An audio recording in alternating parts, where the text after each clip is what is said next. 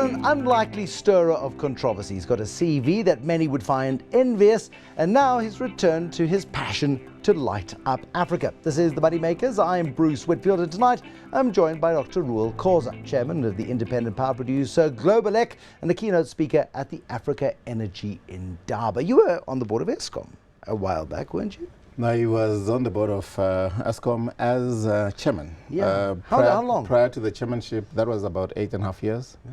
But prior to the chairmanship, I was a consultant for 10 years. So by the time I left, I knew a little bit about the organization. Yeah, I most certainly did. What years were those then? When did you finish your chairmanship? I got appointed in 1997 and left in June of 2005. By then, did you know that we were headed for a power crunch? No, I knew about that much earlier, as early as 1998. And we submitted a report, 98 pages long in 1998. Too long. To government, and we give them executive summaries as well. We know that they are not given to reading, so we do give them summaries as well that actually flag all the salient points. But at the time, they said they wanted to create space for competitors to enter the energy industry. And that then government, the Mbeki government, shied away from that, and we know what happened in 2008, and that's when, in that fateful January, the lights went out. Right. The national grid is being held together with sticky tape and bubblegum ever since. And over the last 8 or 9 months or so, Brian Molefe has been preventing load shedding in South Africa by working the grid really, really hard. Before we came in here, I had a press release which I didn't bother reading. It said, Kusile is nearing completion, and I sort of thought to myself, I've seen that before. It's been massively disappointing, but it's created space for that vision of Mbeki's pre the backing away of actually getting private energy suppliers into the market, like yourself. Certainly. I believe it's gone a long way in satisfying a portion of the need, but the need is really huge. It would have been good to have left the space also for Eskom to develop and deliver. If they had delivered Kusile and its sister as well as Ngula on time, we would not have had to suffer the way we did. When I say suffering, you know, we as residents and citizens, but largely corporate citizens who rely on energy, heavy energy, to create employment and to drive the industry. Well, the economy as a whole is suffering. There's nobody willing to make any kind of sensible capital investment while there's no energy security. Certainly. Without energy, in fact, just about everything grinds to a halt. You know, starting with little things like small entrepreneurial ventures, even with a back room with a machine that does sewing. Without energy, you get nowhere. Without energy, you don't even have education, proper education. You can't read without lighting. Without energy, you cannot have industry. Without energy, there's very, very little that actually moves. Now, one of the great wins, and I'm trying to find a positive in the disaster that has been the failure to procure sufficient energy to give us an energy secure future. One of the great wins through this has been the public-private partnerships that have sprung up, and the very successful IPP program that has been brought to bear in South Africa, showing the power of public-private partnerships. Undoubtedly. In fact, many got an opportunity to submit bids, Globeleq being one of them. Already, Globeleq runs no less than 2.5 power stations in South Africa. One wind-powered and the other solar-powered. And we are standing ready to launch even more if we're given the opportunity. But not only that, in Mozambique, we have about 3 in the pipeline. In Tanzania, there are 2 already functional. In Cameroon, there are 2 functional. In Egypt, we have 3 in the pipeline. And in Ghana, we have 1 that will be gas-powered. That one is very, very substantial in size. And we have another in Cote d'Ivoire, more in the wind sector, that is very, very substantial. But the kind of budget that our shareholders give us Now, who are your shareholders? Because this is interesting in terms of the fact that here you are as a private sector player playing in up to 8 or 9 African economies already, and installing power supply. Correct. So who are the shareholders? It's a strange combination of shareholders, not exactly private sector, but it's the Commonwealth Development Corporation, who understand Africa a great deal, who understand India a great deal, and they have joined forces with the Norwegian fund and put together a fairly substantial fund and said to us, go and put this to use, and if you run out, and by the time you run out, you have delivered something of value, there will be more forthcoming from whence this comes. Now, what about the cost of installation and the efficiency of power generation? You understand what it takes to produce a megawatt of coal-fired electricity. One of the criticisms of much of the renewable sector has been the prohibitive cost at which it comes. It takes an awfully long time to pay back the money, if we can coin a phrase, on these sorts of projects. How efficient are you? Unfortunately, there are downsides and upsides in everything that you do.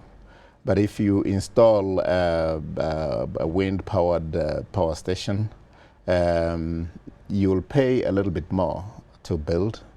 But the upside is that you will not pollute much, except disturb a few birds. You will not pollute. And if you go for hydro, then that's where efficiencies really come in, because once you have built, it takes very, very few people to actually maintain. It almost literally maintains itself. One of the most cost-efficient power stations that we had at Eskom was one in a place called Van der Kloof on the Orange. It produced about 250 megawatts, but very, very cleanly, extremely efficiently. We employed about 17 people, all told. So, but as you install, you will spend a little bit, but what the benefits that flow downstream, including clean power, are phenomenally more rewarding. And then you look around us, and you look at the drought around us, and you start wondering about the benefits of hydro in an environment which is water scarce, and where Kariba, for example, is very, very low. And you look down to Mozambique and Korabasa and those plants, and they're taking strain right now. But when it comes to renewables, we've got the sun. It shines an awful lot of the time, and you're harnessing the power of the sun. So you actually, as it were, you need a portfolio. You cannot go, unidimensional. With a portfolio, you address the needs as you should. Solar, very, very good, but you will actually have to have huge expanse of panels. So nothing is without a little downside. Sure. But as I say, with the balanced portfolio, you wind up delivering for humanity in the manner you should. But the technology is evolving at such a wonderful pace in terms of the ability not only to generate the power efficiently, but also to store that power. Because one of the big problems that energy generators have got is once you generate the power, it runs down a piece of wire and dissipates into nothing. And you can't store it. No. But,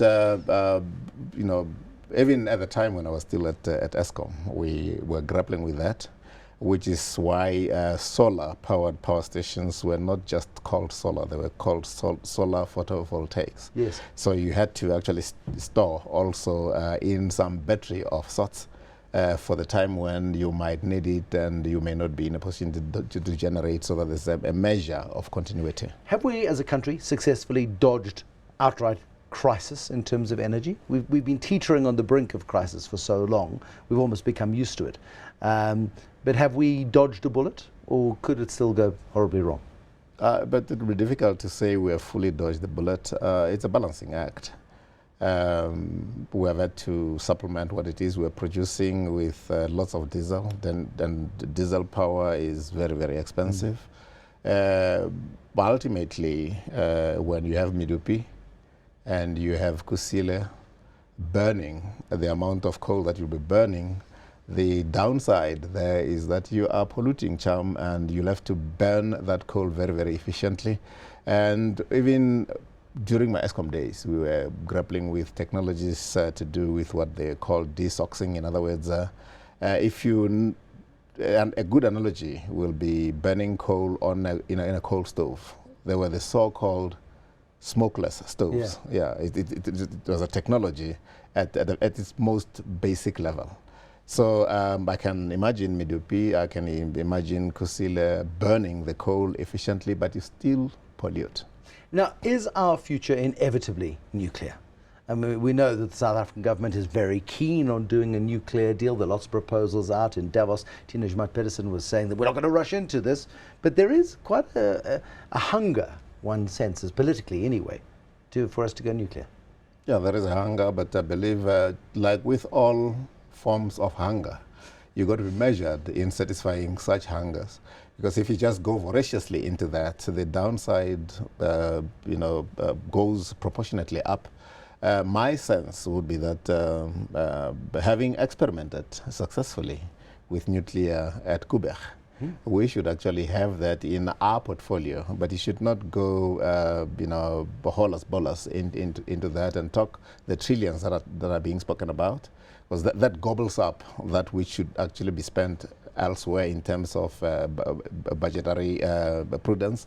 But not only that, the biggest problem with nuclear till this day is what do you do with the final waste?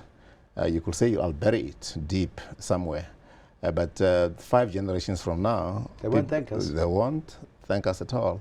So it's a balance. If you have to go that route, make sure that you don't, go excessive. Make sure that, in fact, the renewables that we're talking about now come into the picture. But very, very importantly, oil and gas. Because even though those pollute to a limited extent, the energy, we have gas reserves. Yeah, gas reserves. In fact, if you look at Reuel Khoza, I'm going to take this out of my ears so my producer can't shout at me, okay? Because I need 2 more minutes of your time. Okay. I need to ask you in this very important week about your view on the state of the nation. My producers can't shout at me. We can talk for as long as we like. The State of the Nation address on Thursday. It's a tough environment in which we're in. The president has got his back to the wall politically. You rose to prominence with an outspoken criticism in the Nedbank annual report 5-6 years ago of the Zuma administration. In a minute, State of the Nation. I believe it is commanding as much attention as it ever commanded. But there are very, very numerous forces now at work, some of which mean to be destructive. Unfortunately, we have entered a situation where instead of engaging intelligently and calmly, there are those who believe in order to attract attention and perhaps to carry the day, you actually have to be a little destructive. It is tragic and it's unfortunate. Are you afraid, short term? I'm beyond the stage where anything frightens me. At 66, you are straddling the land of the living and the year after, and you couldn't be bothered. Are you concerned for future generations? One is concerned because one's got children, physically and figuratively, grandchildren, and you want to think generationally and not just think about your generation. So one hopes that the president will have been advised on appropriate and relevant vision, because what is lacking now is a compelling vision. We don't know. We be floundering as a nation.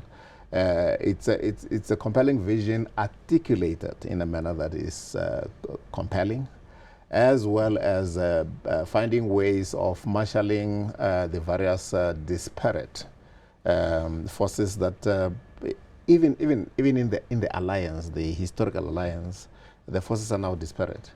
Somebody has got to marshal them in such a manner that they actually pull in alignment. We need our yes we can moment. Reuel Khoza, my producer, is about to have a heart attack outside our studio. I must let you go. Thank you very much for coming.